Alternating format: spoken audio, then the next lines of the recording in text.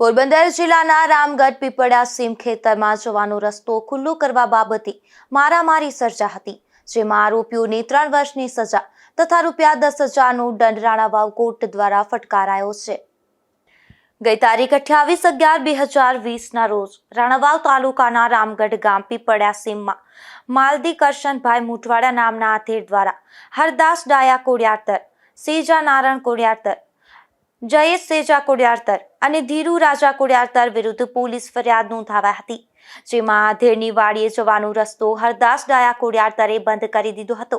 જે રસ્તો ખુલ્લો કરવા બાબતે આધેડે આરોપીઓને જણાવ્યું હતું, ત્યારે આ તમામ શખ્સોએ અગાઉથી એક સંપ કરી લાકડી, પાવડો તથા લોખંડના પાઇપ વડે આધેડને બંને પગમાં તથા ડાબા પગમાં ફ્રેક્ચર કરી તેમજ માથાના ભાગે માર માર્યો હતો।